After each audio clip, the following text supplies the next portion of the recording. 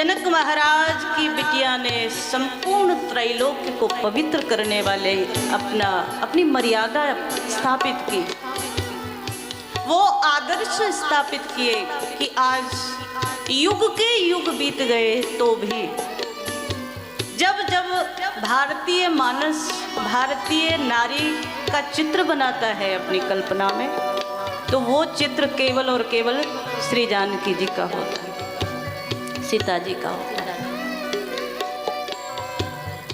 ये चौपाई उस समय की है जब चित्रकूट में जनक और श्री भगवती जानकी जी का विवाह के बाद प्रथम मिलन हुआ।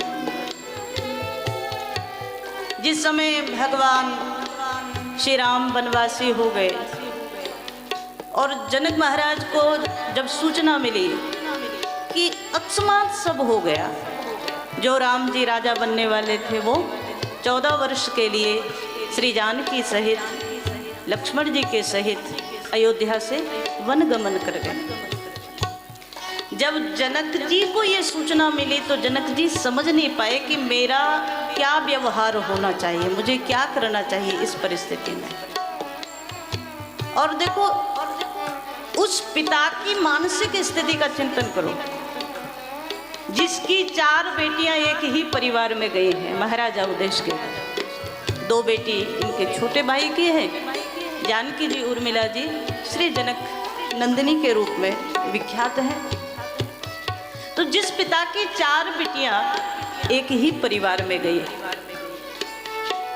श्री जानकी जी भगवान के साथ अयोध्या से निकल गई वन के लिए, और निर्णय ये हो गया अयोध्या में कि राजा अब भरत बनेंगे, और भरत राजा बनेंगे तो वो बेटी भी जानकी की है, जनक जी की है वो बिटिया भी, मांडवी जी भी।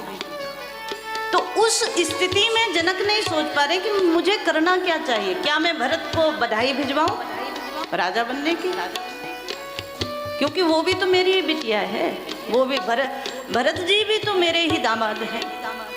तो ऐसे में जब भरत के लिए राज्य निश्चित हो गया तो जनक जी समझ नहीं पा रहे क्या उनके लिए शुभकामनाएं भिजवाऊं, उनके लिए उपहार भिजवाऊं, मंगल कामना भिजवाऊं, या मेरी पुत्री जानकी और श्री भगवान राम वनवासी हो गए, इस विषय को मान करके उनके पक्ष में जाऊं। तो दोनों के बीच में जनक महाराज झूल गए, किसका पक्ष लूं।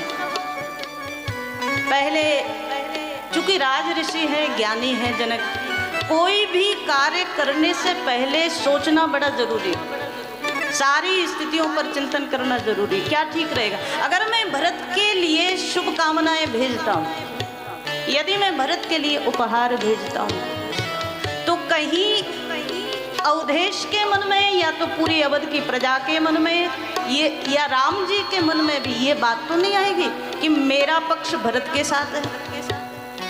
ऐसी स्थिति में जब ज़्यादा कुछ समझ नहीं आया तो जनक जी ने अपने दूतों को भेजा अयोध्या में, वहाँ जाकर देखो क्या चल रहा है। जनक के दूत आए और जिस समय महाराज अवधेश का अवसान हो गया और भरत लौट करके आए, उस समय जनक महाराज के गुप्तचर अयोध्या में घूम रहे, सबके मन की बात टटोलने के लिए।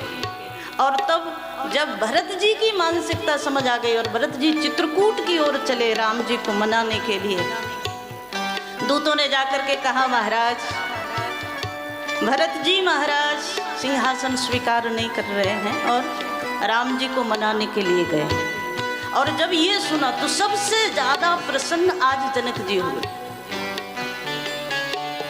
सोचने लगे कि मैंने जो कल्पना की थी कि कल भरत आ जाएंगे, सिंहासन स्वीकार कर लेंगे, ऐसी परिस्थिति में अगर भरत राजा बन जाते तो मेरे लिए तो सबसे बड़ी दुविधा थी।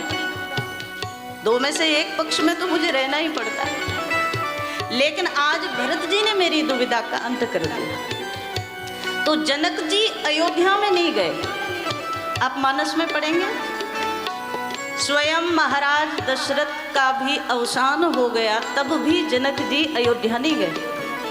हाँ, जब भरत जी चित्रकूट पर पहुंच गए तो यहाँ जब सूचना मिली तो जनक जी ने भी अपना पूरा समाज सजाया और पूरे समाज के साथ जनक महाराज भी चित्रकूट पहुंचे, अयोध्या में नहीं गए। और जिस समय चित्रकूट में आए, मानसकार दर्शन कराते हैं, 4 दिन तक महाराज जनक और सुनैना राम जी से तो मिले हैं, राम जी, भरत जी, लक्ष्मण जी सबके साथ बैठे, सबसे मिले, लेकिन एकमात्र श्री भगवती जानकी जी से जनक की मुलाकात 4 दिन तक चित्रकूट में नहीं हुई। अब आपको नहीं लगता चित्रकूट में कोई इतना बड़ा महल तो नहीं था कि जानकी जी कहीं और रह रही हो और जनक महाराज का मिलन ना हो सके? वही जानकी है उसी कुटिया में जिसमें राम जी रहते हैं, वही सारा अयोध्या का समाज है और वही जनक महाराज का समाज भी आ गया। तो फिर महाराज कारण क्या हुआ? 4 दिन तक पिता पुत्री का मिलन नहीं हुआ चित्रकूट में। भाई न सहित राम मिल राजहि,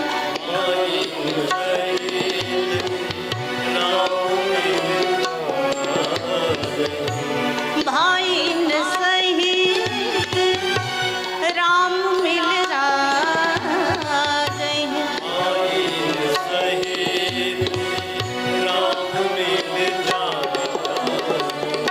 चले लवाए समेत समाजहि,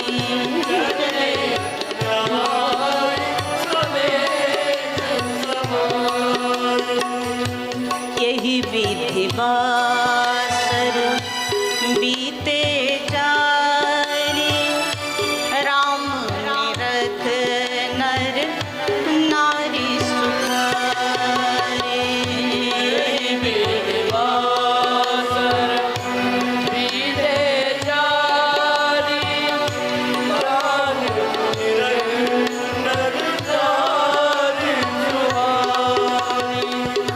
सावकाश सुनी सब सिय सासु,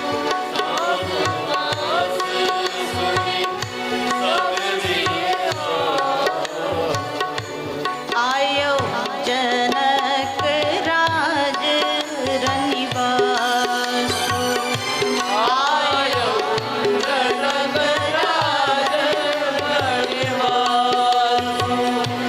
आयो जनक राज रनिवासु, आयो जनक राज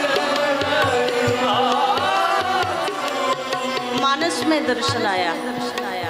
4 दिन यही विधि बासर बीते चारी, 4 दिन चित्रकूट में व्यतीत हो गए, लेकिन जनक और जानकी का मुलाकात नहीं हुई।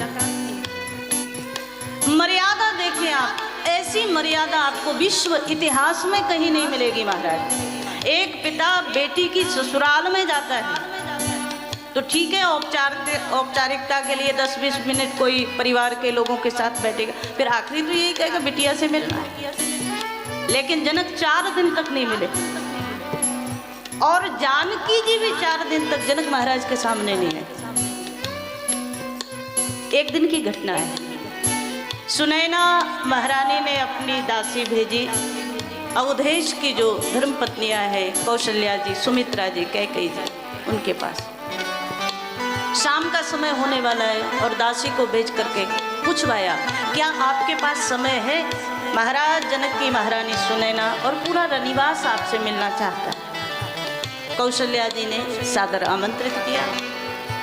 श्री जानकी जी की माता सुनैना जी उस समय आए, सब रानियां बैठी, चर्चा हुई, क्या हो गया, क्या होना था। यहाँ कौशल्या जी स्पष्ट बोली, अब जब सुनैना जी आई हैं तो निश्चित सी बात है, जो घटना हो गई, चाहे राम जी का वनवास हो या तो अवधेश का अवसान हो, तो उसके लिए संवेदना ही प्रकट करेगा कोई। तो जिस समय सुनैना जी ने कहा कि ये सब कैसा हो गया, विधाता ने क्या कर दिया, ये बड़ा गलत घटना घट गई। तो श्री राम जननी कौशल्या उत्तर देते हैं, किसी का भी दोष नहीं है, ये दोष हमारे अपने कर्मों का है। मानो कैकई भी बगल में बैठी है ना। और एक बड़ा सूत्र यहाँ ये है कि घर की बात घर के लोग आपस में निपटाएं, ये अच्छी बात है। लेकिन कोई बाहर का आए और आपके परिवार के किसी सदस्य की बुराई करे और आप उसमें शामिल हो जाओ, ये ठीक नहीं है। कैकई ने जो किया उसके लिए संवेदना प्रकट कर रही है सुनैना जी कि ये ठीक नहीं हुआ। और तब कौशल्या जी ने कहा कि दोष किसी का नहीं, दोष तो केवल हमारे जो कर्म ऐसे रहे हैं उसी का परिणाम हमें मिल रहा। मानो कैकई का पक्ष लिया। जब यहाँ सब चर्चा हो गई तो उसके बाद मानस में दर्शन आया। जब विदा होने लगी सुनैना जी, उस समय सुनैना जी ने प्रार्थना की, यदि आपका आदेश हो, आपको ठीक लगे तो क्या मैं जानकी को अपने साथ ले जाऊं? अपने सब परिजनों से, अपने स्वजनों से जानकी मिल लेगी। तो सास माता कौशल्या ने जानकी को भेज दिया। आज आई हैं सुनैना जी, जहाँ जनक महाराज का समाज पूरा रुका है, वहाँ श्री जानकी को लेकर। जनक जी वहाँ सभा में थे। जब रात्रि का समय होने लगा, सभा विसर्जित हुई और जनक आया। यहाँ जानकी के ऊपर जैसे ही दृष्टि पड़ी जनक महाराज की, गोस्वामी जी दर्शन करा रहे हैं, जानकी श्री जनक महाराज के हृदय से लग गई और जनक महाराज के नेत्रों से प्रेमाश्रु बरस पड़े।